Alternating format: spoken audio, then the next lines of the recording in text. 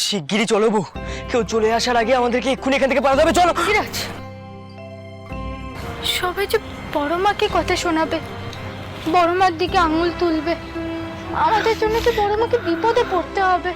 তুমি বড় মাকে নিয়ে একদম ভেবো না বউ, বড় মা ওদিকটা ঠিক সামলে নেবে। আর বাবা যদি একবার বাড়িতে চলে আসে তাহলে কেউ কিচ্ছু বলতে পারবে না। চলো তুমি এখন চলো, দৌড়াবো। কি হলো? পায়ে লেগেছে পৃথ্বীরাজ, মনে হচ্ছে কাটা ফুটেছে। কই দেখি দেখি। পৃথ্বীরাজ, আপনি আমার পায়ে হাত দেবেন না, আমি নিজে বের করে নিচ্ছি। কেন কেন হাত দেবো না কেন? বউকে রক্ষা করা আমার কর্তব্য। দেখি।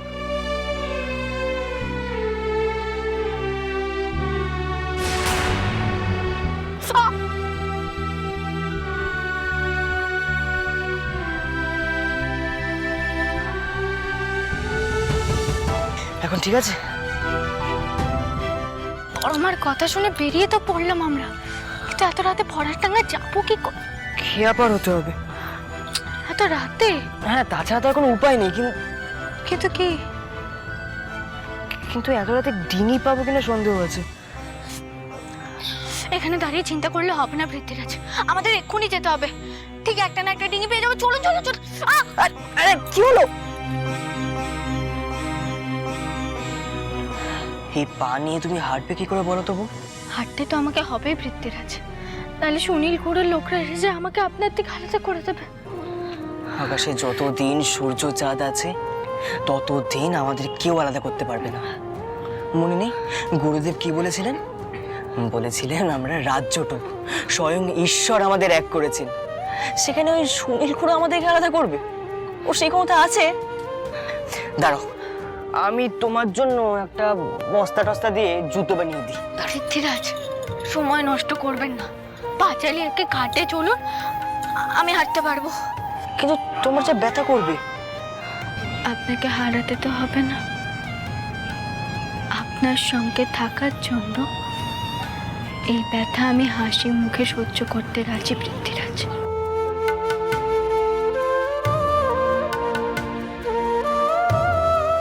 বেশ, আস্তে।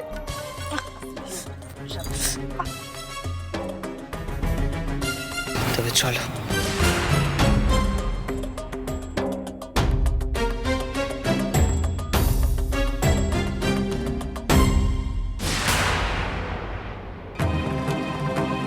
কতদূর পালাবে কমলা? আমার ফাঁদে তোমাকে পা দিতেই হবে।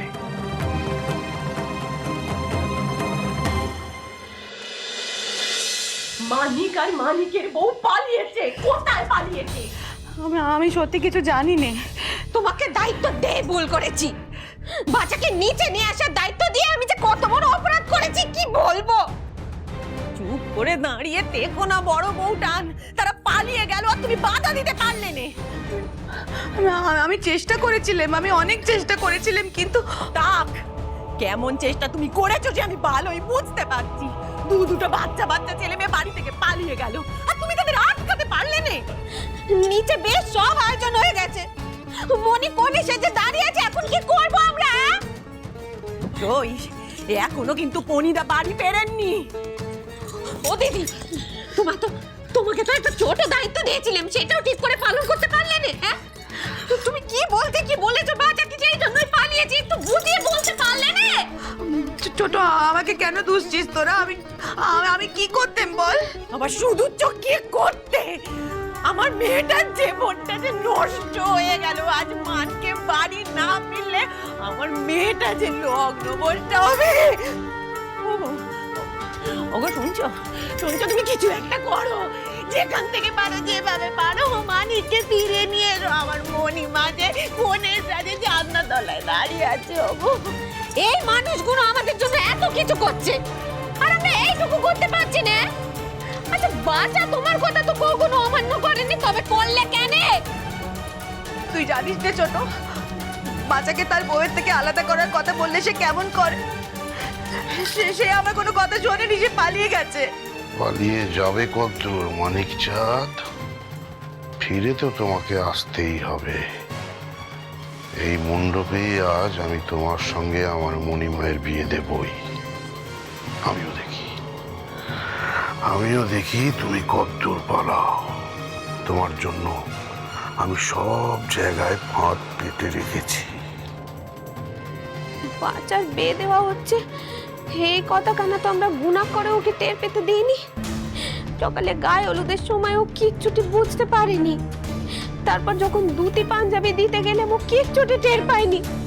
সকাল থেকে সব কিছু সামলে নিয়ে এখন শেষমেশ এত বড় গন্ডগোল হয়ে গেল। নিজে আটকাতে পারবে না বুঝেও আমাদের ডাকলে না কেন বড় বউটা? আমি তো আগেই বলেছিলাম, আমি আগেই বলেছিলাম এই কাজ আমি করতে পারবো না। তোমরাই তো আমার কোনো কথা শুনতে চাওনি। আমার একখানা কথা কিছুতেই বিশ্বাস হচ্ছে না। কোন কথা? বাচ্চা তোমার গায়ে হাত তুললে? দেখি দেখি কতখানি চোট লেগেছে দেখি। কিছু হবে না, চোট তুই চান না। হাত ছড়াও দেখি। হুমা, এ তো অনেকখানি কত হয়েছে দিদি। তুমি এতখানি কত নিয়ে আমাদের সাথে এতক্ষণ দাঁড়িয়ে কথা কয়েছিলে? এই সই দেখ একবার। আমি আবার কি দেখবো? তুই দেখ ভালো করে চোখ খুলে। তোর বৌমা তো ছেলের মাথাখানে এমন ভাবে চিবিয়েছে যে সে তার বড় মার গায়ে হাত তুলেছে। দিদি শোন, এতে বৌমার কোনো দোষ নেই। আর বিশ্বাস কর ছোট, বাচ্চা আমার গায়ে হাত তুলতে চায়নি। ও না দিদি, তুমি দয়া করে আর বাচ্চার কোল টেনে কোনো কথা কয়ো নে। জয় একদম ঠিক কথা কয়েছে। ওই বৌমা আমাদের বাচ্চার মাথাটা খেয়েছে।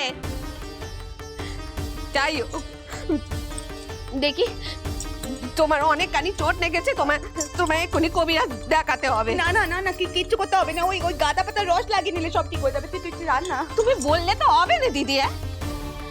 তোমার বৌমা তোমার বাচ্চার মাথা খেতে পারে, আমি তো তোমায় এভাবে ফেলে রাখতে পারবো না। তুমি নিজে চলো আমার সাথে।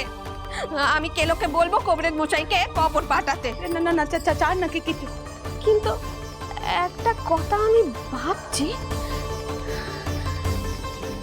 যে বাচ্চার বৌমা তার বড় মা বলতে অজ্ঞান ছিলে, তোমার এতখানি চোট লেগেছে দেখেও তারা পালিয়ে গেলে। ঠিক বলেছো বৌঠান, আমিও এই কথাটাই ভাবছি।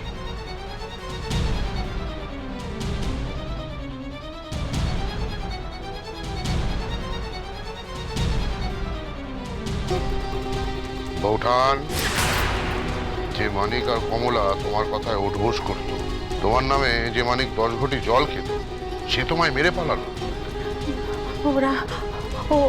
ওরা ইচ্ছে করে করেন নাকি তুমি তাদের পালাতে সাহায্য করেছো বড় বৌঠান?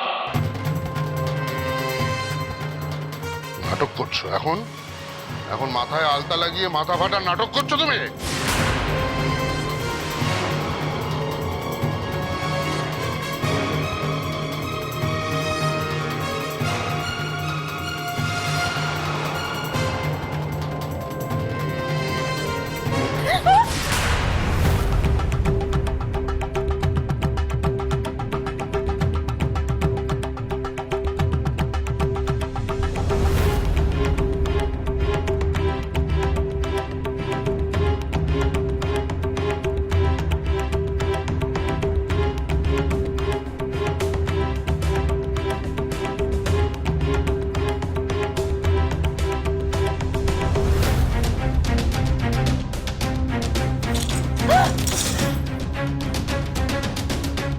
তোমার নাকি নাই দিদি?